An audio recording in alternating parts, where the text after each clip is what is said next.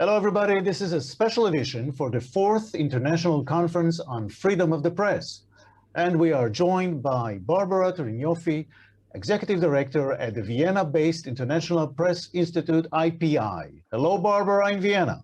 Hello, and thank you for having me. Let me start with a few words about IPA. What is that you do?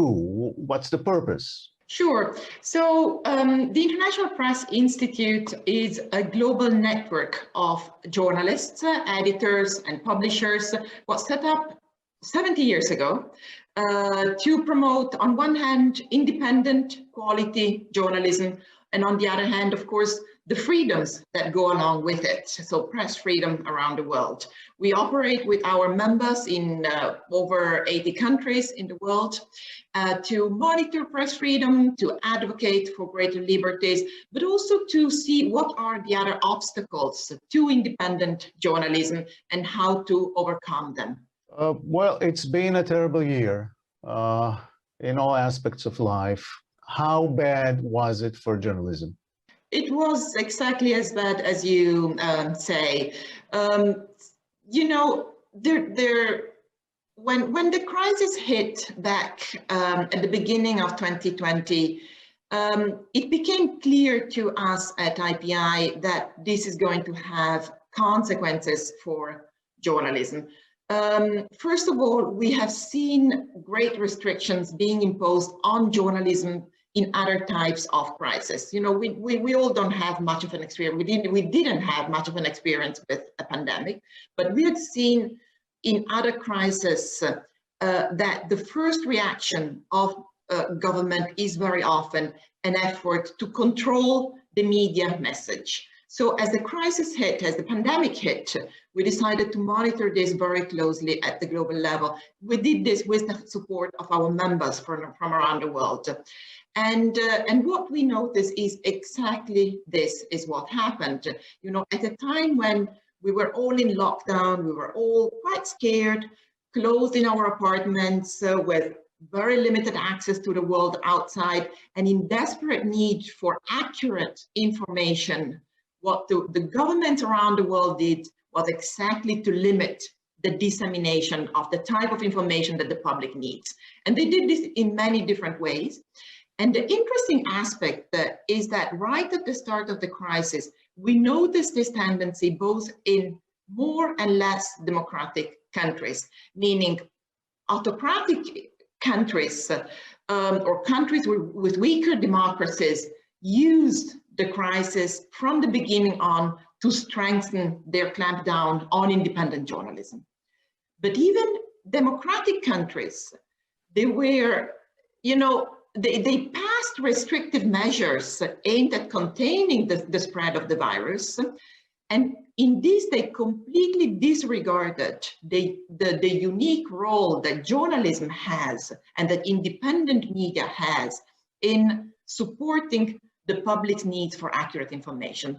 So in disregarding this role, they passed restrictions that affected the ability of journalists to cover the news. And we can go into greater details later on. Right. So basically, governments took advantage of extreme circumstances. I'll just give you an example. Here in Israel, we had a big debate about using an app that was originally designed to spy on terrorists, and suddenly it spies on civilians, on citizens. So in this time of crisis, governments just take control of everything. You know, I think that we need to, as I said, we need to differentiate a bit. On one hand, we have countries similar to what happened in Israel. You know, there is an effort by a government, on purpose or not, you know, out of a desire to really control journalism or out of a disregard for the consequences that a certain policy may have on journalists. But this generates a public discussion. This generates a reaction from civil society, from other institutions that are there exactly to protect the liberties and the rights that we have. And eventually we come out of this stronger. And I believe that what happened in Israel is a great example of this. You know, there was a strong reaction to that. Also, Jerusalem Press Club obviously did that. And it eventually ended with a ruling by the High Court of Justice ordering the government to provide exemptions for journalists, which is a key ruling. It set such an important precedent for Israel and for around the world. So we saw this in many other countries. In Europe also, in great part of Europe, you know, there was a push for restriction, a push for example, suspending access to information laws, for limiting access to press conferences by just a selection of journalists or media outlets. Typically, they would be media outlets either directly controlled or very close to the government. And as I said, we see this happening across Europe, but then in stronger democracy, we see a reaction to it, and within a few weeks or a couple of months, this situation is fixed, and we go back to a situation where journalists are able to cover the crisis, while in other countries where civil society is weaker, or the level of the democracy, the democratic standards of the country are weaker. There we see these type of rules remaining. Typically in Europe, you know, we see anti-disinformation laws being passed in Hungary, in Bulgaria, in Romania, and so on, in countries that are not strong democracies. And while in other cases, there were also attempts to limit the access to information, but these were reversed. Actually, on your website, you've listed incidents of arrests and censorships, attacks on journalists. It's pretty astounding. You see this all over the world. Absolutely. So that is the other aspect that we saw right from the start. Not only journalists were not given special permission, but their efforts to cover the news was criminalized. So beyond the access to press conferences, journalists in almost no country were given special permission to, you know, to go out during the lockdown restrictions, to visit hospitals, to talk to doctors, talk to specialists, and be able to deliver the type of information that the audience needs, the public needs. So what happened in these cases, whenever they did do it, because in order to fulfill their public function, they were either arrested or detained. They faced criminal charges, and this happened, as you say, all over the world. We have seen this happening immensely in, for example, in Asia, in particular in South Asia, in countries like India, Bangladesh, Pakistan, and Nepal. We saw large numbers of arrests of journalists, in particular in India. If you remember, at the beginning of the pandemic, there were big issues in India related to the fact that people were not able to move in order to travel to the place where they're supposed to work, and in this way they could not earn their salary, the money they need to survive, and journalists covered this and faced detentions, arrests, and criminal charges. But this happened also in countries such as Zimbabwe. We have seen this happening in in Venezuela, in Honduras, as you say, all over the world. And accompanied to this, we have seen a large number of physical attacks on journalists. So if they were detained by police, they were very often attacked, in many cases by members of the public, so not necessarily by the authorities, but by members of the public that felt that journalists were acting against their interest, against, in order. There is a sense, and we all remember it very well, at the beginning of the crisis, you have these governments telling people what to do and assuming, this protective role and so on.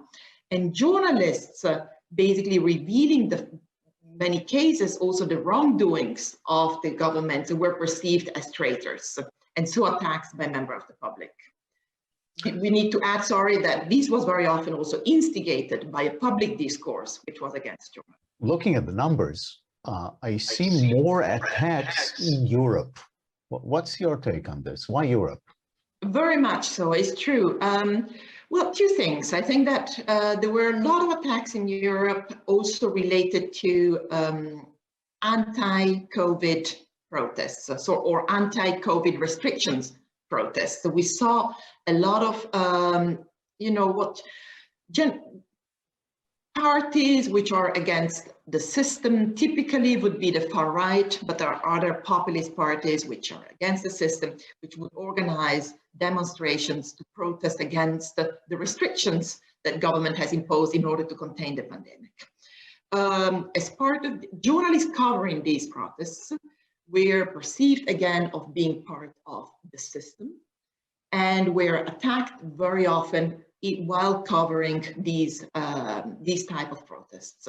So yeah, that is a wave that came slightly after, if you want, not right at the start of the pandemic, but when all these public demonstrations started. Again, great disregard for the role of the press, great failure by the public, by the authorities to ensure protection for those that are trying to bring the news to the people.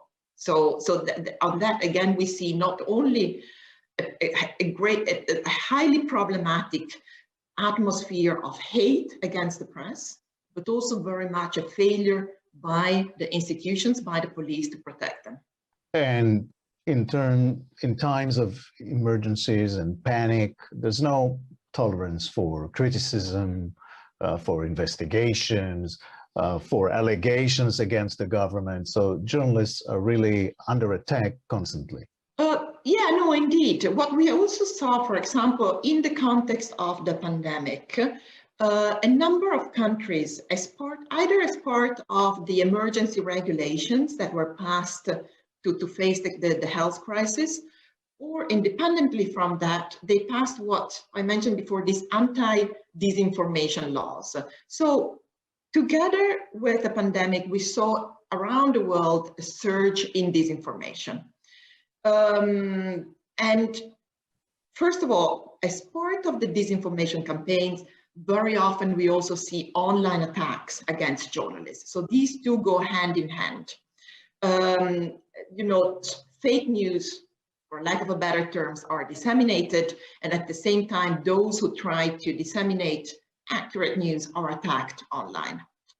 So first of all, we saw that. And secondly, the anti-fake news or anti-disinformation laws that were passed in countries, typically it started, in countries like Russia, and then other Central Asian republics followed suit, like we see Uzbekistan, Tajikistan, following the Russian example. We saw Azerbaijan, but again, also the Philippines, Cambodia, or Algeria, Jordan, really a broad number of countries across the world passed anti-disinformation laws. This is problematic because, of course, in principle, we are all against disinformation. So these laws were passed with great public support, with great democratic support, if you want. But then they were used in most of the countries, actually in all of the countries that I mentioned, to clamp down on journalistic stories which were critical of the government. So we're really used to clamp down on independent journalism, and that is the great problem of it. So that's why we have not seen any anti-disinformation law being used exclusively really to clamp down on what we all understand as disinformation. And as you've mentioned, on top of everything, there's fake news on a daily basis anyway. How do you battle this? Is this the biggest enemy of journalism these days? I think it's definitely one of the biggest enemies of journalism. On one hand, because it is questioning journalism itself. For many people, it's difficult to differentiate between what is accurate journalism and what is disinformation. So there is really it generates confusion. It really generates also confusion about what is now news, what is fact-based news, and what is just an opinion by somebody, very often not based on facts. So that is one issue. The other issue is, so this confusion generates in general a great sense of distrust in any type of information. And a large number of people out there have problem differentiating what is actual credible journalism, accurate journalism, and what is not. So that is one issue. The other problem that we see at IPI is really, how do we fight it? And how do we fight it? Or how can we ensure that the fight against disinformation does not become a pretext to fight, to clamp down on independent journalism? Because that's what we have seen so far. So how do you fight disinformation without restricting freedom of expression to the point that is not acceptable anymore and is actually causing more damage to our democracies than benefits?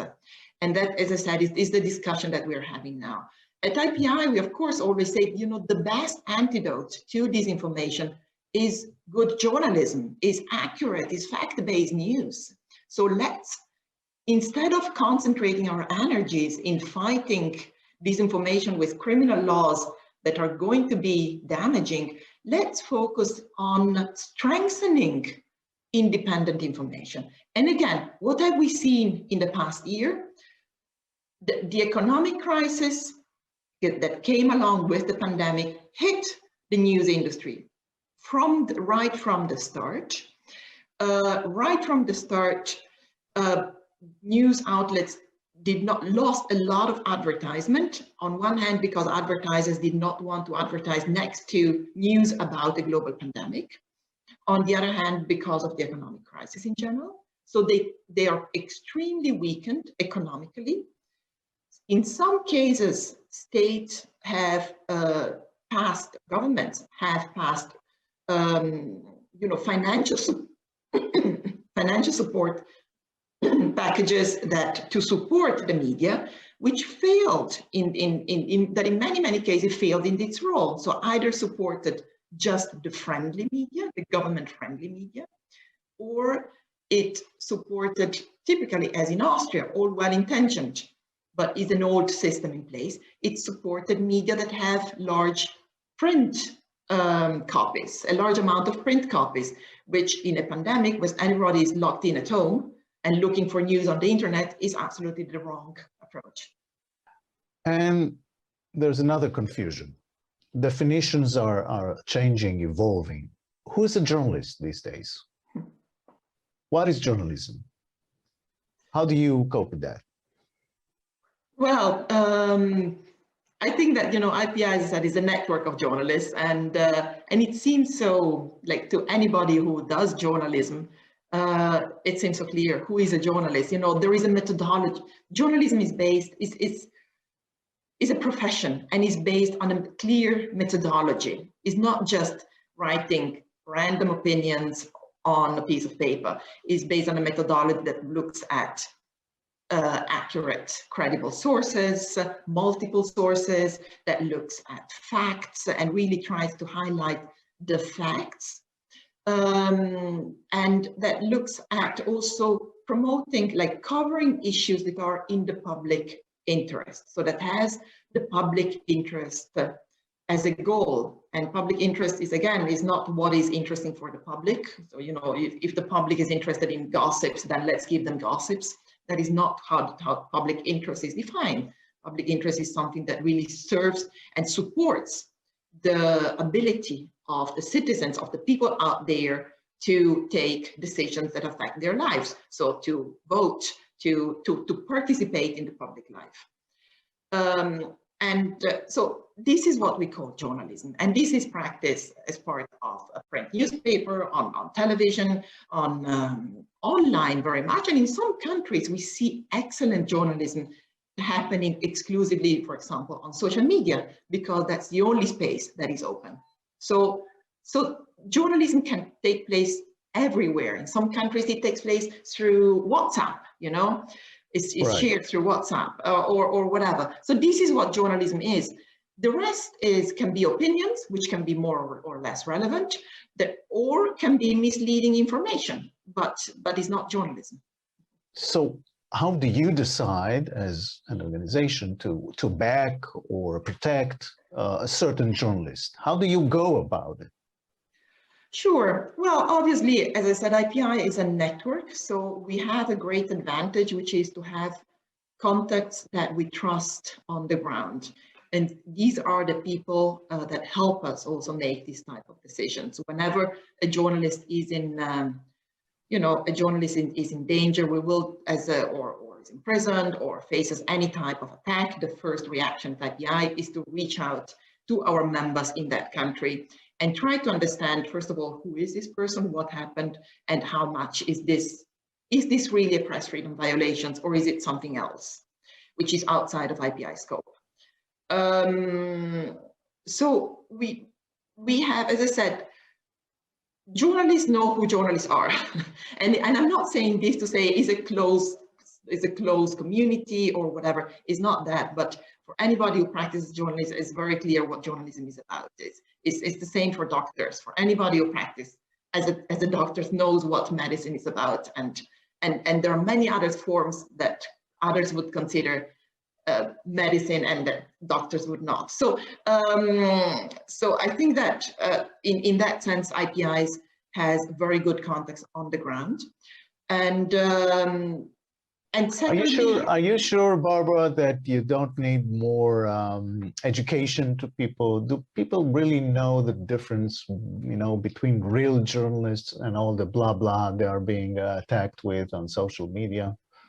Sure, of course, media literacy has always been, is something that we and everybody else is promoting or any type of education. And as we know, also studies show that unfortunately the people that are more vulnerable to disinformation are people who have lower levels of education.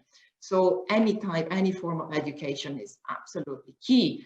But we also need to be realistic in the sense of, let's push for media literacy programs in schools, in primary schools, media literacy education for also adults and so on. But in the end, we also need to accept that we all live in societies where part of the population will not maybe have the sufficient level of education, and that is a reality. And in that sense, we also need to make sure that they are nevertheless protected against against the negative effects of disinformation, and in that they have easy access to accurate news. Now, as you know, the media today is very polarized, very politicized, in many places, Israel included, by the way. And it looks like nobody wants to listen to anybody unless, they are told exactly what they want to hear, and that's it. So where is journalism in all of that? No, of course, you're absolutely right. Countries are polarized, and people love to read in the news that reflect the opinion they already have. And we have spoken a lot recently about, the information bubbles and how can we make sure that people have access to information from outside that bubble. So some news organizations have also made this type of efforts. In particular, public across Europe, for example, and public broadcasters really try to make sure that people are confronted with different types of information. Good public broadcasters, obviously, independent ones. I think is also, I do want to hope that while, of course, we have seen an increase in disinformation, this crisis has also showed us the importance of information itself. Let's not forget that possibly one of the reasons why the pandemic spread so much around the world and we could not contain it from the very beginning is that because information about the pandemic itself and about the virus back in China, back in Wuhan, was controlled. And any journalists, any bloggers in Wuhan or across China that tried to report on what was going on in the hospitals, on the cases of people being infected, they were imprisoned, they were criminalized, and they were anyway operating in a system where publishing these type of information is already very, very dangerous. So I do see that as one of the causes why we are in this situation today. So I do want to hope that throughout this pandemic, as I said, people have come to understand how valuable, accurate, science-based information is for all of us. This is what is going to keep us alive and is going to protect us. So I hope, I hope Israel is way ahead of most of the world in this, but I hope that we also soon stop talking about lockdowns and go back to live some type of normal life. And that's when the discussion about how can we do this better next time is going to start. How can we put in place the guarantees that will create systems that protect us against something like a crisis like this next time. And I hope that the discussion, I hope IPI has already started, and certainly a discussion about journalism and independent journalism and supporting independent journalism is there already. Yeah, well, let's hope so. You've mentioned that IPI has been doing this for 70 years, so I want to ask you in retrospect, are we going forward or backwards in terms of freedom, journalism, free speech? What's your take on this? Sure. I think is up until I've been in this field for very long. I've been at IPI for over 20 years, and certainly up until maybe 10, 15 years ago, the feeling was that we were going forward. Definitely, the post-Cold War world was a very positive one where we felt democracy is winning, liberties, all of that is leading us in the right direction, is leading us to the type of societies that we want. And definitely there was, we would see, of course, we would see countries and places where attacks against journalism and restrictions on the press would continue, but also we would see a global effort or a global understanding that independent journalism is something good. This is not the case today. Today, the reasons, we can discuss the reasons, the economic recessions has caused this, whatever, we can go into a long conversation on this. However, today we are looking at a global atmosphere where there is, there is a growing support for strong leaders, for strong autocratic leaders. There is the feeling that maybe in some countries they will protect us better. We're looking at China, how China is coming out as a winner from this pandemic, at least on the economy. And I think that is very, very dangerous. Of course, obviously, the Trump years, the Trump government supported all this atmosphere. And I do hope that with the change of government in the United States, this will also affect the global, affect other countries. But we do see, we see the Modis in India, we see the Bolsonaro in Brazil, we see the Orbans, so it's really a world where strong leaders are at the moment being successful. Whether this will continue to be the tendency, on the other hand, they failed in this pandemic, indeed, besides of China, all the others have failed. It's very difficult to say, but today, certainly we see journalism, independent journalism, in great danger.